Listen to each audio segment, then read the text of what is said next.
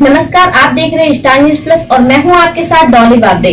आइए नजर डालते हैं आज की कुछ खास खबरों की ओर। तब तक के लिए मेरे साथ बने रहिए लगातार। रायबरेली जिला कांग्रेस ने युवा कमेटी का गठन कर सदस्यता अभियान चलाने की घोषणा की।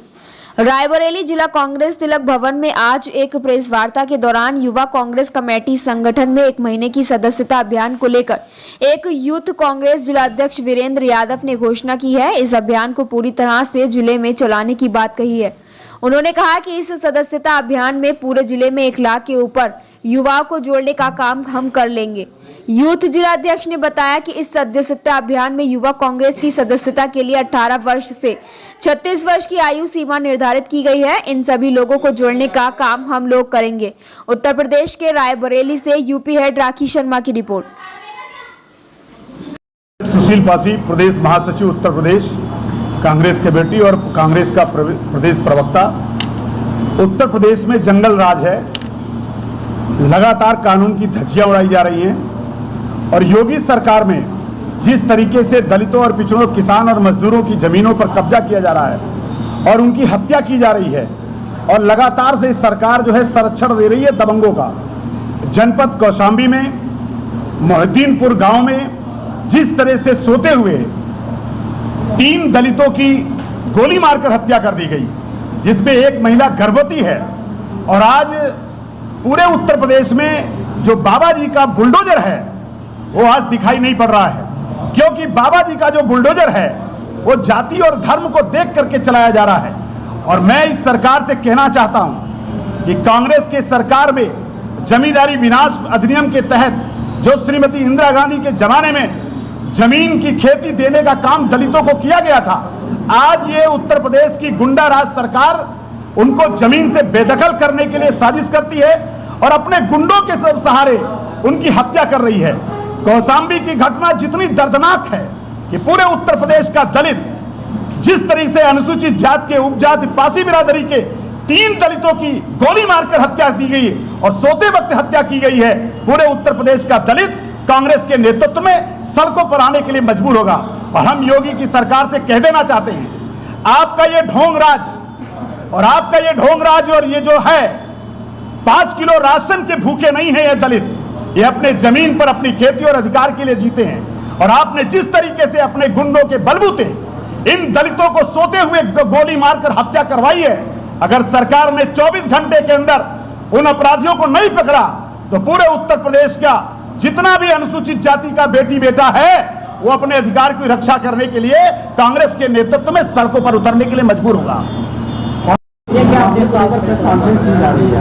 आज की प्रेस कॉन्फ्रेंस भारतीय युवा कांग्रेस के आह्वान पर रायबरेली जनपद में नौजवानों को कांग्रेस पार्टी की विचारधारा और राहुल गांधी जी से जोड़ने के लिए सदस्यता अभियान शुरू करने का है।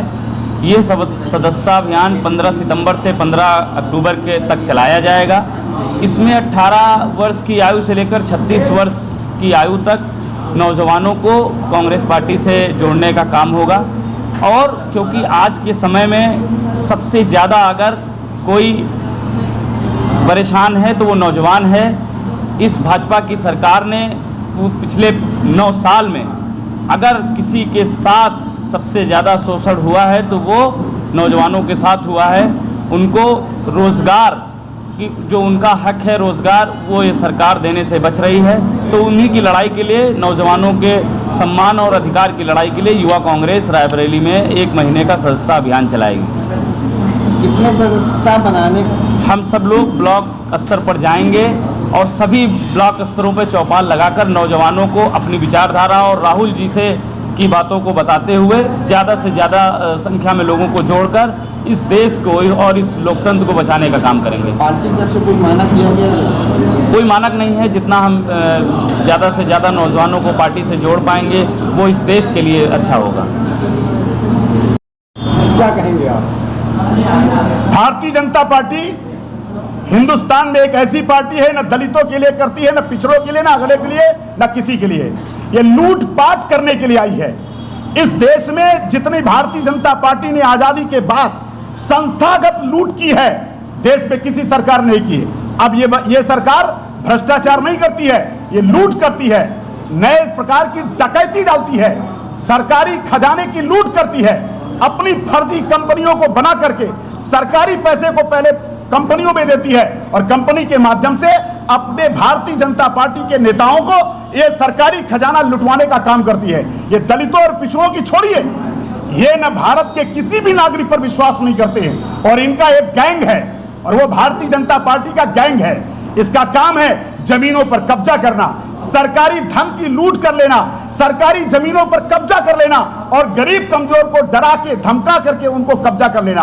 मैं फिर कह रहा हूं, दोबारा कह रहा हूं, योगी सरकार का जो झांसा ये कानून बनाया गया है, मैं उनसे कहना चाहता हूं कि अपना ये बुलडोजर अब कहां है, आपका बुलडोजर, अब कानून का बुलडोजर कहां पर है।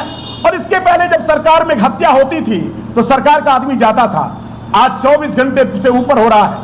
आज क्यों नहीं कौशाम्बी में कोई सरकार का प्रतिनिधि गया, क्यों नहीं उनको सरकारी नौकरी और उनको सुरक्षा के लिए गारंटी देने का काम किया, और आज तक अपराधी क्यों नहीं पकड़े गए हैं, ये मैं योगी सरकार से पूछना चाहता हूं। योगी सरकार एक ढोंगी सरकार है जो दलितों और पिछड़ों को ढोंग के आधार पर अपना बनाने का एक झांसा देती है।